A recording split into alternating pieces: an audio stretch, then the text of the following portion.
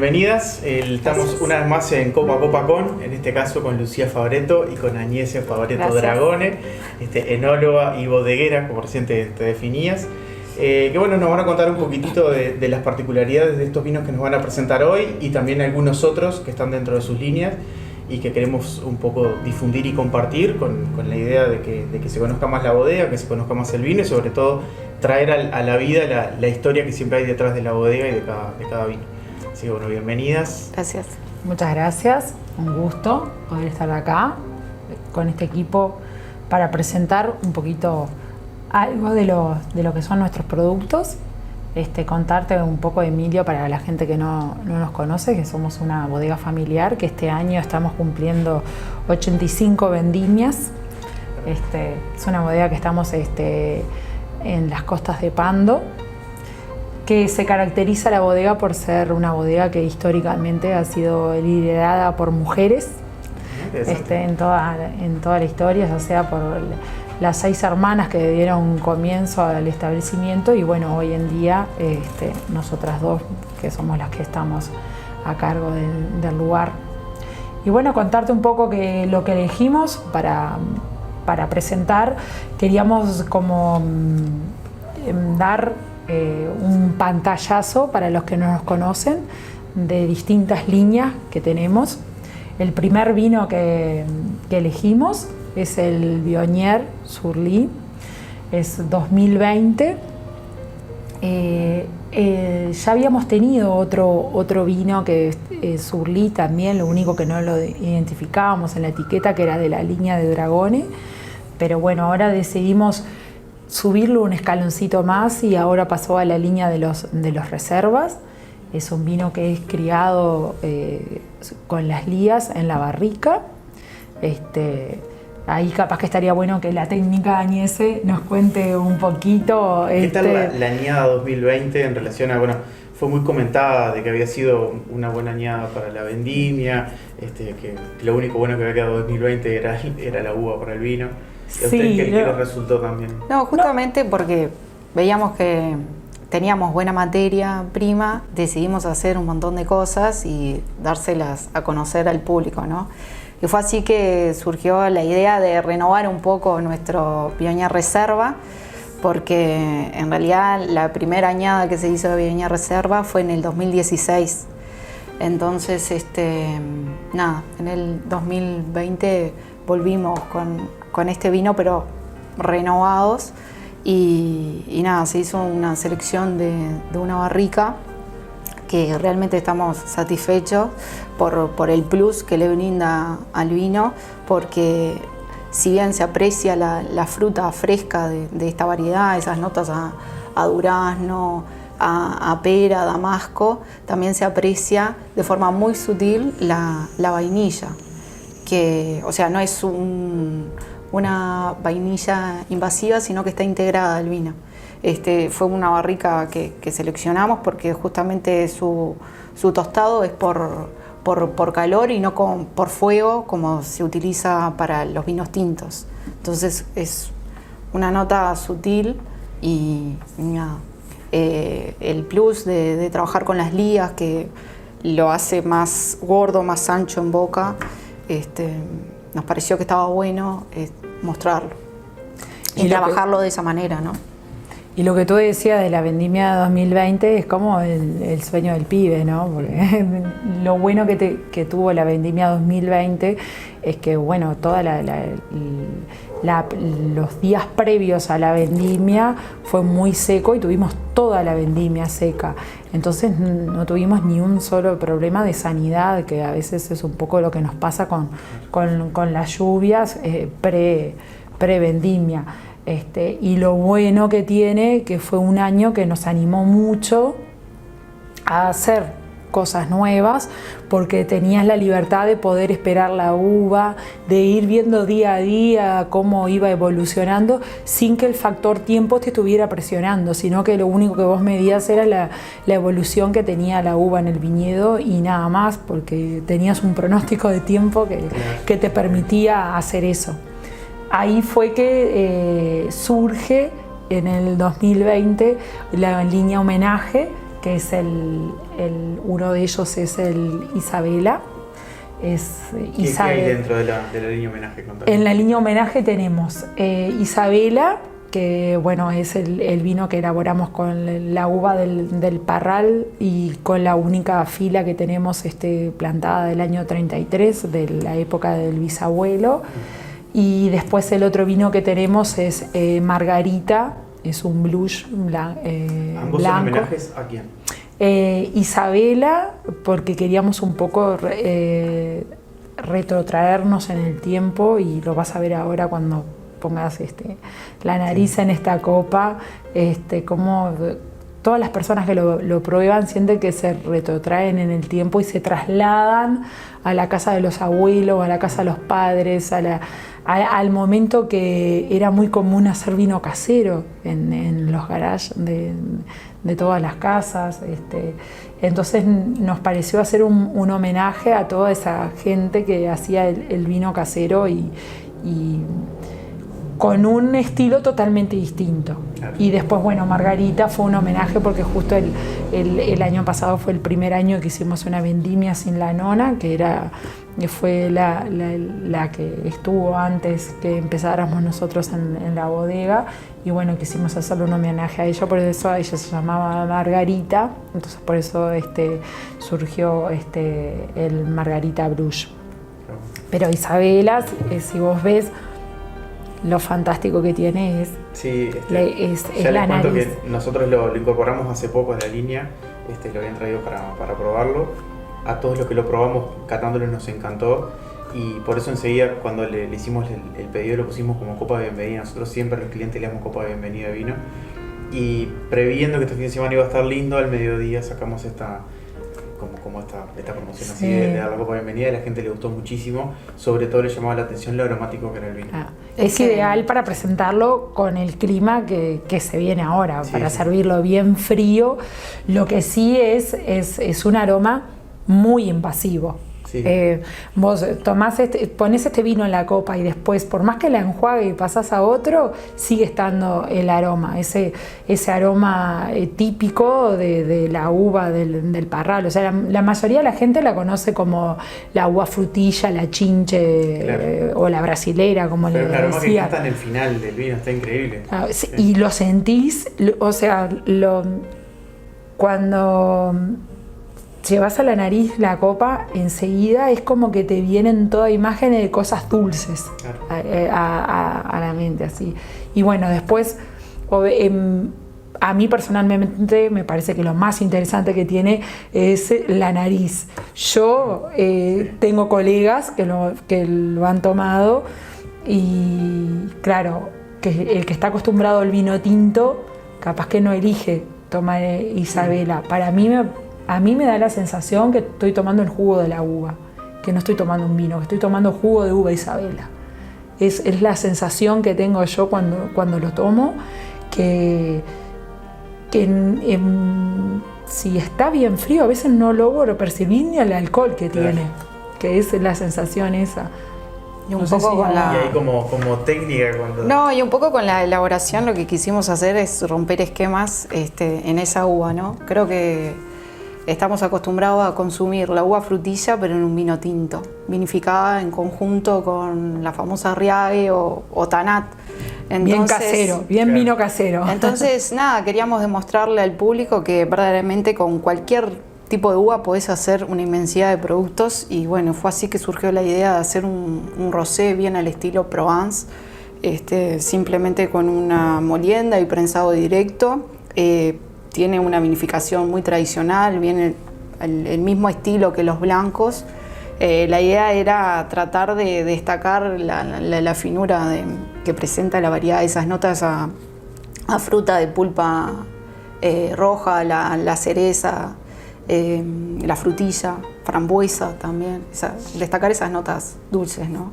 Hay como algo así bastante actual, por lo menos, no sé, cosas que percibo, tal vez no, de querer salir como de las estructuras, ¿no? O sea, de romper un poco eso y mostrar. Yo siempre digo que a veces es como cuando uno regala un libro y no es el libro que el otro quiere leer, sino el que yo quiero que vos leas. Entonces, Exacto. Y en este caso como que parece lo mismo, que se ve que se está moviendo en las bodegas, decir, no, quiero que prueben algo diferente, quiero jugármela. Y es un vino que tanto lo podés dar como copa de bienvenida, o si lo querés servir para el postre, lo podés servir perfectamente con el postre, porque claro, va con todo también. Y también en esta línea, este año se lanzó Memorias, que es un licoroso. La gente conoce más lo que es un jerez seco, lo único que nosotros no podemos ponerle jerez por el tema de denominaciones de origen, pero bueno, es otro más que se suma a la línea homenaje, que son vinos de solera, que vienen para seguir creando la línea y seguir teniendo todos los años novedades para presentarle al público, ¿no? Y bueno, y después el siguiente, el que yo no sé pronunciar, que siempre me como la R, el Arinarnoa, que a ella le sale divino. Como no, yo siempre digan harina, una R en el medio y Noa, entonces ahí sale Arinarnoa. La idea en breve es incorporar una cata Arinarnoa, ya son muchas las bodegas que están ya fabricando, elaborando el Arinarnoa, me parece una uva súper particular. Me gusta muchísimo, así que justo no lo había probado, así que bueno, lo probaré con ustedes. Sí, nosotros la idea de empezar a vinificar esta variedad fue porque teníamos faltante de uvas tintas, ¿no? Pero lo más importante es destacar la sanidad de esta uva, ¿no? Veíamos que era una variedad que tiene un buen potencial, es más temprana que el Cabernet Sauvignon, y bueno, nos parecía que podía funcionar muy bien, y hoy por hoy en Uruguay está haciendo su trayectoria también, son muy pocas las bodegas que la están vinificando, y bueno, fue así que seleccionamos el Arinarnoa, es nuestra primera cosecha. Si bien en un principio se pensaba que era un cruzamiento entre Petit Verdot y Merlot, si no me equivoco, pero después de haber estudiado a fondo el ADN se llegó a la conclusión que estábamos ante un cruzamiento entre Tanat y Cabernet Sauvignon. Y realmente creo que en el vino se aprecia en la nariz esas notas características del Cabernet Sauvignon, esas notas a pimienta negra, un morrón rojo así de fondo, un ají también, pero ya en boca se aprecia lo que son las notas del Tanat, esa fruta a ciruela, esa fruta madura, orejón de ciruela sobre todo, unos higos pasas sobre fondo. Y creo que bueno, lo vendemos como un vino fresco, un vino del año, pero en un futuro creemos que puede dar mucho más y quién sabe, quizás hagamos un reserva con esta variedad, ¿no? La idea de este Arinarnoa era seguir continuando la línea, que ya teníamos dos vinos más del estilo joven, que era el Fabretto Côte Malbec y el Fabretto Tanat con Viognier, que también son de ese estilo de vinos tintos jóvenes, y vinos pensados siempre para no complicar a la cocina. Esos vinos que vos puedas maridar con cualquier plato, esos vinos. Es un poco la idea de esta línea, ¿no? Que me llamaba mucho la atención de cuando los conocimos, era de que una de las variedades que nos trajeron a probar era un Malbec. Y dentro del discurso que le comentaron a mis compañeros cuando le dejaron la caja, era de que querían hacer Malbec porque no solo el Malbec es argentino. Entonces ya se veía como un perfil bastante interesante a la hora de lo que después vamos a tener en botella. Claro. Es que tenemos el catador oficial en casa, que es nuestro padre, que ya avaló que el nuestro es mejor que los argentinos. Bueno, así. Ya está. Ya está. No, realmente con el Malbec estamos súper contentos. O sea, creo que cada variedad hay que aprender a trabajarla desde el campo si querés que después, al momento de la cosecha, tener una buena materia prima. Y creo que en estos últimos 2 años hemos aprendido bien lo que es el punto de maduración de ella, tratar de hacer una doble cosecha. Entonces, de esa manera lograr concentrar más la fruta. Y realmente, en lo personal, yo estoy enamorada de esa variedad. Bien. O sea, no, yo sé que Argentina Mendoza sobre todo, tiene un clima espectacular, porque esa variedad le encanta el clima seco, no es como el nuestro, un clima húmedo, ¿no? Pero si uno lo trabaja bien en el viñedo, creo que es todo. Creo que la clave para obtener buenos vinos está en un principio en la uva y después en una buena vinificación, ¿no? ¿Cómo es a la hora de elegir el toque final del vino, en tu caso? Porque hoy hablábamos un poquito antes de empezar de que ella era la enóloga, Lucía era la jefa. Entonces, ¿cómo llega a ese decir, bueno, este vino lo quiero en este punto? ¿Cómo pasa por la jefa, por el catador oficial y por ese proceso familiar, por decirlo así? Es que en realidad me baso sobre todo en tratar de complacer a todos. Bien. Porque es importante que la gente vea que atrás de una botella no es que esté el trabajo solo mío. Capaz que lo que pasa es que yo soy un poco como más la receptora de lo que dicen los consumidores y por ahí yo me encargo de transmitir eso que yo siento que me transmiten los clientes, los consumidores del vino, y ahí es como surgen los vinos. Igual siempre hay como toques personales. Por hacerte una anécdota de Isabela, cuando decidimos hacer Isabela, yo lo que dije, bueno, vamos a hacer Isabela. Se está riendo, sí, porque es como, hay historias, sí. Pues dije, este año vamos a hacer, la uva Isabela de la fila que teníamos, siempre dio daba mucha uva. Era una uva que siempre daba problema y se terminó arrancando porque nadie la quería cortar. Nadie la quería cortar porque no se rinde, porque tiene todos racimitos chiquitos y porque metes dedo, se corta a mano, porque tiene el pedúnculo bien frágil, entonces lo cortas a mano, igual que la uva del Parral.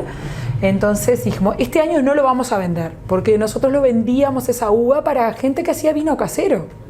Digo, este año vamos a hacer nosotros el vino eso, para tener un vino para la línea, hacer una línea homenaje para hacer el vino como los hacían los antepasados. Bueno, yo me fui al reparto y resulta que cuando Isabela se presentó ante mí, resulta que en vez de ser tinto era rosado. Entonces digo, ¿what? ¿Qué pasó acá? Y en realidad sí, fue una sorpresa. Yo no me esperaba un vino rosado. En mi cabeza estaba hacer un vino Isabela, pero tinto, como se hacían los vinos caseros. Y bueno, y después está la impronta personal de lo que el enólogo trabaja, es el perfil que también después se le da al vino. Pero tomamos mucho en cuenta lo que dice el consumidor, pensando que si bien nos encanta lo que hacemos, buscamos que nuestros vinos sean bebibles y que gusten al consumidor, ¿no? Y que la gente que compre una botella o que lo pruebe una vez, que después lo vuelva a comprar. Dale, contá esa parte de la historia que todavía no nos dijeron. No. El resumen fue ese, ¿no? No le podemos contar el resto de las cosas. Esa es la parte divertida. La parte de los palazos, la agarrada de los pelos, toda esa cosa, no, esa no. En lo personal yo me puse a pensar, yo tomaría un tinto a base de frutilla, con todo respeto. O sea, sé que antes era el estilo de vino, ¿no? Pero yo de verla, no sé, no me lo imaginé en un tinto. Siempre me lo imaginé en un rosado. Entonces, digo, sí, decime vos, Emilio, cuántas veces te debe haber pasado. Nosotros éramos afuera, en las afueras, en la campaña. Era un honor llegar a la casa, a una familia, y que te invitaran con un vino casero de la casa. Sí, yo me acuerdo que, bueno, mis tíos, abuelos, mi bisabuelo hacían vino también en el fondo de la casa, de la casa de mi abuela. Y mi abuelo por parte de madre también hacía vino, es un vino horrible, pero hacía un vino y era como muy común. Claro. Había que ser guapo, que ser guapo a veces para... Si tenías parral en tu casa tenías que hacer vino, era como una constante. Sí.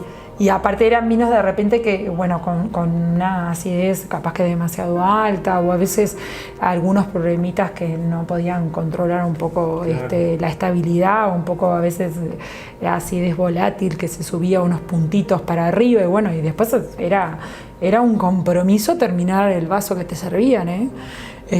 Pero uno no podía hacer el desprecio de no terminarlo, hacía ¿no? una vineta, bueno, ¿cómo la hacía? Eso, Ni idea, pero hacía una vineta que era famosa, todo el verano había vineta claro. en la heladera. Las vinetas eran más fáciles de tomar a veces, porque entre lo dulce y el agua que le agregaban, era más fácil. Claro, no, alcohol tenía, algo tenía de alcohol, sí, algo siempre tenía. Bueno, después pasamos a un espumante.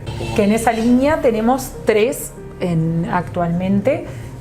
Primero surge Felicia, que es nuestra mamá, Brun Natur, después al año siguiente Felicia Demisec, y recién hace 3 años, este es el tercer año que estamos elaborando, Ancestral, con un método distinto. Por un lado, Felicia es una línea con el método tradicional, con el método Champenois, y Ancestral es con el método de nuestros ancestros, y que acá ella les va a contar un poco cómo surge la idea del Ancestral. Acá no vuelve ningún plato ni ningún... No, porque lo decidió ella sola eso. No, la idea de hacer el método Ancestral surgió después de haber hecho la carrera de sommelier en la Facultad de Química, y yo quería saber qué era ese método. Digo, bueno, tengo todas las herramientas, ¿por qué no voy a no investigar en este tipo de elaboración? Y así fue que surgió el Ancestral, que es un espumoso que surge a partir de un jugo de uva, a diferencia del método Champenois, que surge a partir de un vino terminado. En el Champenois tenemos 2 fermentaciones, el vino por un lado y después la segunda fermentación que se da en botella. Aquí en el método Ancestral solamente tenemos una sola fermentación, donde primero el jugo de uva arranca en un tanque a fermentar y finaliza la fermentación en el interior de una botella. Entonces, en este espumoso, en realidad, no por regla tiene que cumplir los 8 meses sobre Elías como lo cumple el método Champenois. Tiene solamente 7 meses sobre Elías, pero creo que lo que se evalúa en un espumoso, que es la complejidad, se aprecia. Esas notas a pan tostado o fruta confitada, como se aprecian en el método Champenois. Yo corrí la copa para ver si la veía la cámara, si se llegaba a ver la burbuja, porque está bueno ver después del ratito que lo servimos, como todavía la burbuja sigue teniendo su persistencia, ¿no? Y la finura también de la burbuja. Si bien es un poquito más gruesa que el método Champenois, de todos modos creo que se aprecia, ¿no? Ya que aprovecho a preguntarte, porque no es común, o por lo menos no nos ha tocado a nosotros, que dentro de la línea que están presentando del vino venga un espumoso. ¿Cómo es la cata del espumoso? ¿Es igual a la cata del vino? No, es totalmente diferente. En un principio se evalúa el color. Uh-huh. En el color tú te puedes dar cuenta si estamos ante un espumoso que ya tiene un tiempo en botella o tiene menos tiempo. Aquí, bueno, se aprecian esas notas verdes tenues. Estamos ante un espumoso que ya tiene un año de degollado. La idea de este tipo de espumoso es tratar de consumirlo en el año, a diferencia del Champenois, ¿no? Que en realidad Esperamos que Emilio ayude cuando llegue noviembre, que hagamos el degüelle del 2021, ya hayamos liquidado todas las botellas. Como ya tienen, como tienen varias líneas de espumoso, que podríamos organizar una cata para solo espumoso, que también darle como un poco más de movimientos. Y está bueno tratar de compararlos y evaluar lo que se aprecia en un espumoso, sobre todo la burbuja, si genera corona. En este caso, bueno, aquí ya se perdió un poquito, pero cuando lo servimos se pudo apreciar. Y después, más que nada, en boca, tratar de apreciar la acidez natural del producto. Nunca la retocamos. Y bueno, en boca, sobre todo, la cremosidad. Es algo que es importante, que que se aprecie en un espumoso, ¿no? Producto del tiempo que estuvo este vino en contacto sobre las ligas, ¿no? Una de las cosas que está teniendo mucho auge, la ancestral es un pet nat, es lo mismo. La diferencia grande que tiene es que nosotros lo limpiamos. Es uno de los trabajos más complicados que tiene el método ancestral, es la limpieza. O sea, en un espumoso con la elaboración con el método tradicional, de repente en un mes tú podés limpiarlo y tener cuando se va haciendo el remouage, me refiero, en un mes lo podés tener bien limpio sin problema. En el caso del ancestral necesitas un poco más de tiempo porque, claro, tenés muchos más sedimentos. Al terminar toda la fermentación de una en la botella, tenés muchos más sedimentos que los que tenés en el caso del método Champenois. Entonces eso se hace un poco difícil a veces, porque incluso cuando vos haces congelás el pico para hacer el degüelle, tenés que congelar un poco más porque tenés más sedimentos. Y aparte porque todo eso se tiene que hacer por decantación natural, ¿no? Juega mucho la temperatura, después en el lugar donde tú lo tengas también. Y ahí vamos aprendiendo, porque el primer año que eran menos botellas lo hicimos en el sótano. El segundo año, como eran más botellas, lo cambiamos para otro lugar y la diferencia a la hora de limpiarlo fue distinta. Entonces ahora volvimos al sótano de vuelta y mientras tanto en estas cosas vamos haciendo ensayo, error, y vamos viendo qué cosas le juegan a favor y qué cosas le juegan en contra, ¿no? Y obviamente que lo bueno que tenemos es que todas estas líneas no salen todos los años. O sea, si hay un año que no amerita y que no llega al escalón de calidad que nosotros queremos, no sale. No siempre logramos tener todas las añadas corridas. Hay años que nos salteamos, ya sea para la línea reserva o para la línea joven. Hay años que por temas particulares de maduración de alguna variedad en particular, ese año decidimos saltearlo, porque nos parece que una vez que terminamos de elaborar el vino y llegamos a la conclusión de que, bueno, que el que tenemos del año anterior está mejor, el nuevo no le llega, y si nos da para tirar hasta que esté la próxima cosecha, lo hacemos. O si en algún momento no nos alcanza, preferimos descontinuarla y no tener stock hasta que no tengamos la siguiente cosecha, pero siempre cuidando que una vez que llegamos a una determinada calidad en un reserva, siempre seguirla manteniendo. Bueno, vamos a brindar con el vino que elijan. Yo voy a brindar con el ancestral, porque ya que estoy con él, que me gustó. Bueno, muchas gracias. Gracias a ustedes por estar. Saben que esta es su casa, eso les digo a todos siempre. Muchas gracias. Nuestro trabajo es parte de fomentar el vino. Obviamente los vinos de Fabretto Dragone los tenemos acá en una copa. Vamos a seguir incorporando líneas. Lo próximo son los espumosos.